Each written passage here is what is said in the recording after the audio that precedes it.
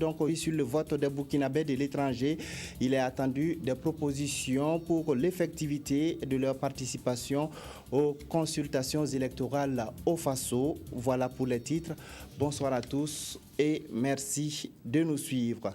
Le général Sekouba Konaté, chargé de la mise en œuvre de la force africaine en attente, sillonne les pays membres de l'Union africaine pour solliciter leur appui à la matérialisation de cette force. Cet après-midi, il était au palais de Kosiam pour échanger avec le président du Faso, Blaise Compaoré, sur la question. Le point de l'audience avec Evelyne Dabiré. Cette audience du général Sekouba Konaté, haut représentant de l'Union africaine chargé de la mise en œuvre de la force africaine en attente, avec le président du Faso Blaise Compaoré, a eu pour but de demander l'appui du Burkina Faso pour la mise en œuvre de cette force dont le général a la responsabilité. En novembre 2014, nous devons faire une manœuvre au Lesotho, une manœuvre de la force africaine en attente. Donc, pour demander ses conseils, et ce conseil qui pourra nous apporter pour qu'on puisse rectifier le tir. Donc il pourra apporter son aide en parlant vraiment aux grands de ce monde. En rappel, le général Sekouba Konaté a été le président de la transition guinéenne. Bienvenue. L'Espagne sollicite le soutien du Burkina Faso pour sa candidature au Conseil de sécurité de l'ONU. Un envoyé spécial du roi d'Espagne est venu, lettre en main, en parler avec le chef de l'État. Blaise Compaoré a également eu un entretien avec le ministre du Développement de l'industrie du sucre du Sri Lanka. Le renforcement de la coopération bilatérale était le point d'orgue des échanges. Le point avec Bouma Ernest Nebier. Le contenu de la lettre du roi d'Espagne, selon son envoyé spécial, accorde de l'importance aux relations d'amitié qui unissent le Burkina et l'Espagne. Le roi demande par ailleurs le soutien du président du Faso pour la candidature de l'Espagne en tant que membre non permanent au Conseil de sécurité de l'ONU. Je lui ai remis une lettre adressée à lui par Sa Majesté le roi d'Espagne. Dans la lettre, le roi espagnol manifeste l'importance qu'il accorde aux relations avec le Burkina Faso, étant donné les relations d'amitié qui unissent nos deux pays. Dans ce contexte aussi, le roi d'Espagne demande au président Compaoré son précieux soutien pour la candidature espagnole en tant que membre non permanent du Conseil de sécurité des Nations Unies. Ce ont été les objectifs de ma visite aujourd'hui ici. Quant au second visiteur, il dit être envoyé par son président pour échanger avec Blaise Compaoré sur le renforcement de la coopération Burkina-Sri Lanka. Les échanges ont porté sur plusieurs domaines. I come from Sri Lanka. Je suis président au Burkina Faso suite à des instructions que j'ai reçues du président du Sri Lanka qui m'a donc instruit de venir au Burkina Faso rencontrer le président du Faso pour discuter un peu de la coopération et des voies et moyens pour pouvoir renforcer cette coopération entre nos deux pays.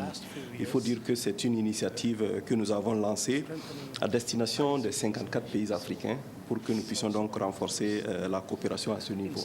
Nous avons échangé avec le président du Faso autour de certaines questions, telles que les investissements, la production d'hydroélectricité, la transformation de produits agricoles, ainsi que la formation professionnelle que nous pouvons donc offrir au niveau donc du Burkina Faso. Avec le président du Faso, nous avons également remis une invitation pour qu'il puisse effectuer une visite officielle au niveau du Sri Lanka. Ces deux émissaires ont eu un point commun. Tous ont traduit au président Blaise Compaoré les félicitations de leur hiérarchie pour la paix en Afrique et surtout dans la sous-région. Comment rendre effectif le vote des Burkinabés de l'étranger? La question est au centre de la conférence des ambassadeurs et consuls du Burkina Faso qui s'est ouverte ce matin à Ouagadougou. Les travaux de ce 13e rendez-vous permettront également d'échanger sur des questions d'actualité. Des détails avec Drissa Seri.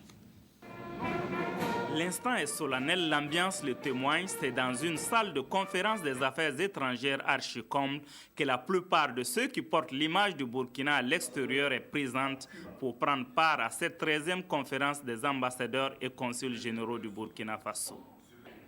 À travers des thèmes pertinents, cette 13e conférence abordera des questions d'actualité sur la marche du monde et les grands axes d'orientation de la politique étrangère du Burkina.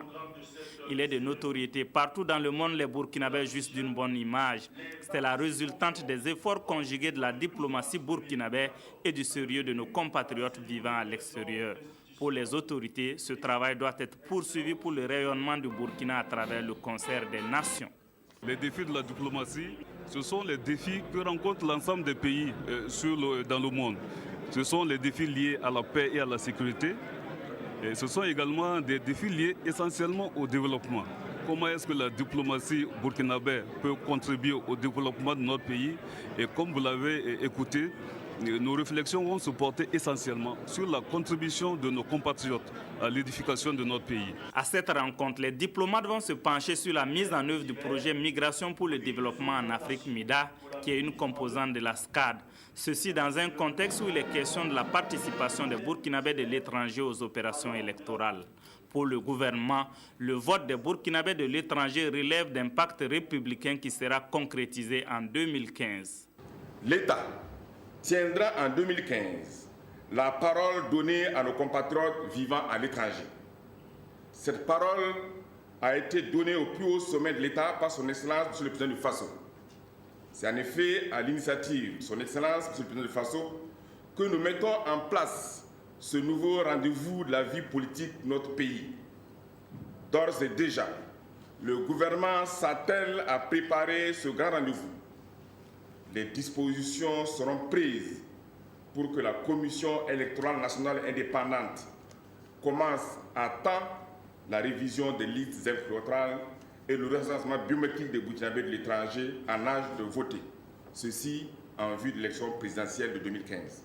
Sur le plan diplomatique, le Burkina a de grandes ambitions. Dans un monde en proie à toutes sortes de crises, le Burkina réaffirme sa détermination à œuvrer au rapprochement des peuples, à la construction d'un monde de paix, d'un monde plus juste et plus solidaire.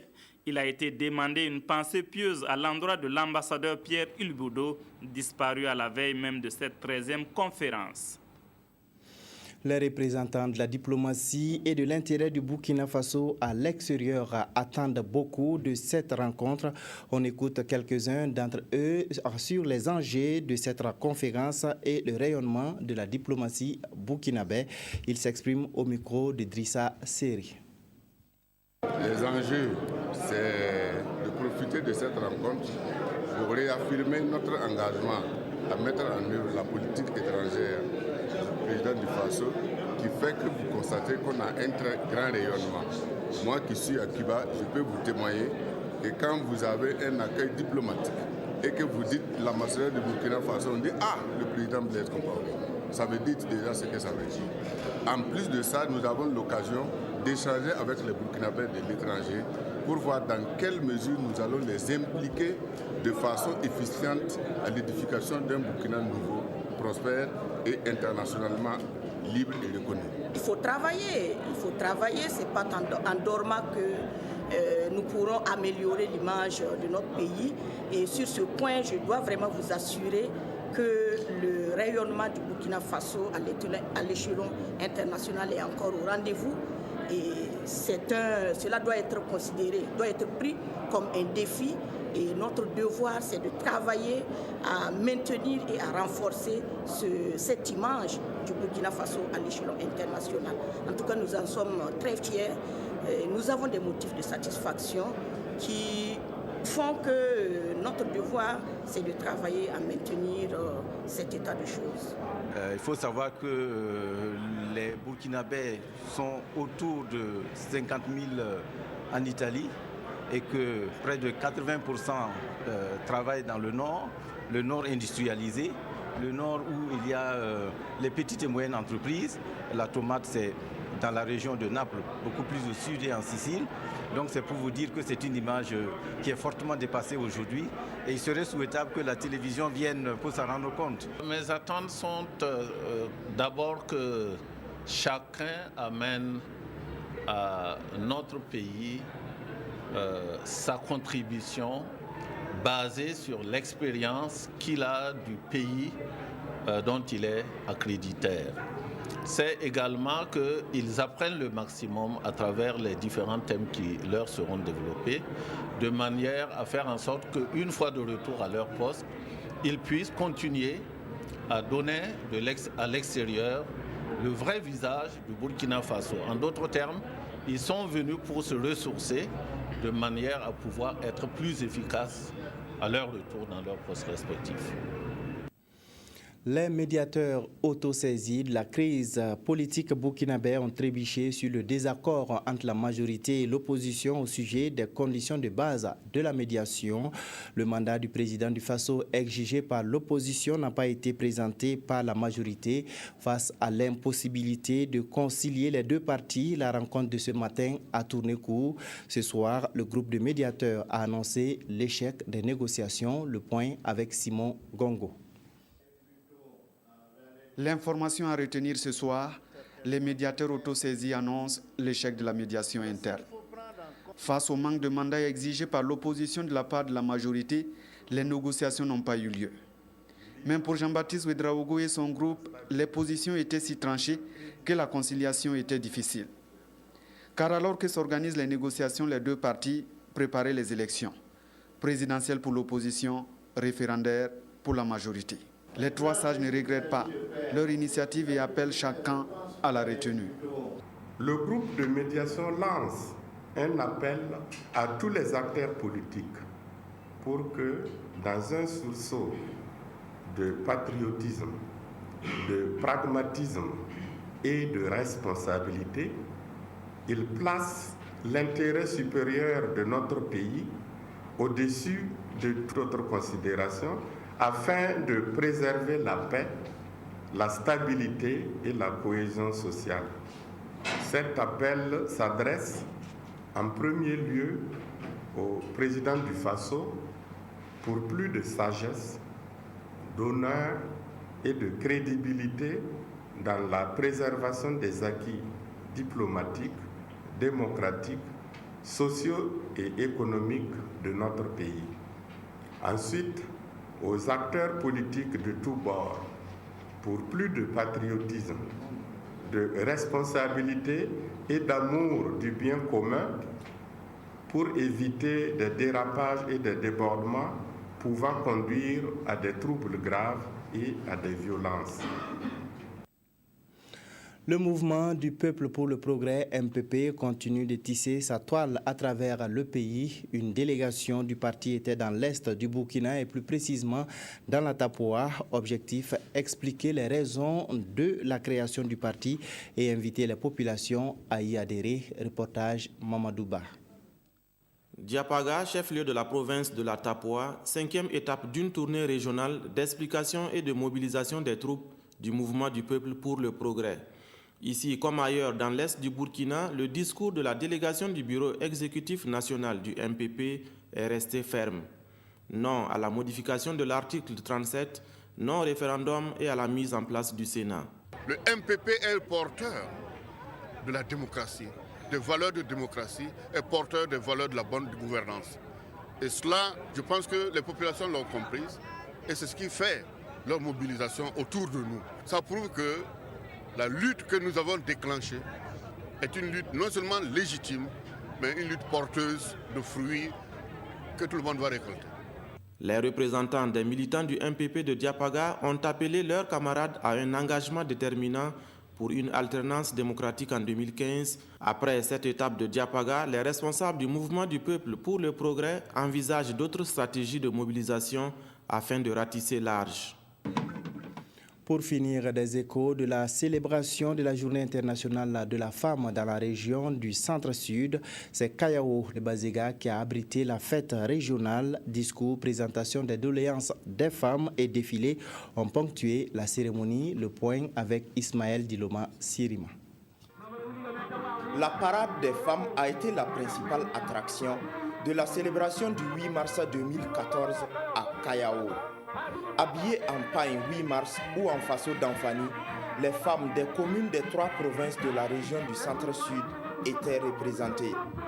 Malgré le soleil, la chaleur et la fatigue, les femmes ont tenu à soumettre aux autorités leurs doléances. C'est surtout l'appui, l'accompagnement des femmes par exemple dans l'entrepreneuriat. Celles qui veulent entreprendre quelque chose, qu'on puisse les accompagner, octroyer des crédits dont le remboursement se fait vraiment à tempérament. Il faut que les femmes soient en tout cas éduquées, instruites, surtout en langue nationale, pour celles qui ont déjà dépassé l'âge d'aller à l'école classique. Perchée dans un arbre ou confortablement assis sous une tente, l'assistance est restée attentive aux propos du parrain de la cérémonie. Nous devons nous engager pour accompagner notre moitié afin de trouver les moyens pour sortir du sous-développement et de la pauvreté. Dans tous les secteurs d'activité, depuis l'informel jusqu'au formel, nous voyons vraiment leur contribution et il y a lieu vraiment de renforcer davantage le pouvoir économique des femmes. C'est la première fois que la commune de Kayao abrite la célébration régionale du 8 mars. Une cérémonie au cours de laquelle le public a assisté à la prestation d'acrobates filles, des demoiselles qui espèrent sans doute, après cette année, accéder facilement au crédit pour leurs activités diverses. C'est tout pour cette édition. Merci de l'avoir suivi. Bonsoir et à demain.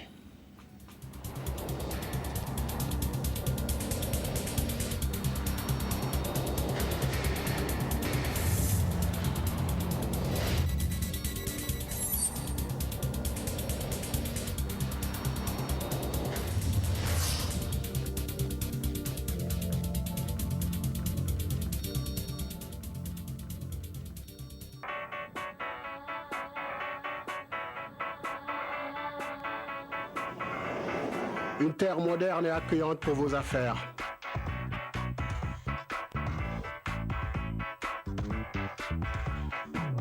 Burkina Faso, c'est la diversité. Burkina Faso, la destination à ne pas manquer.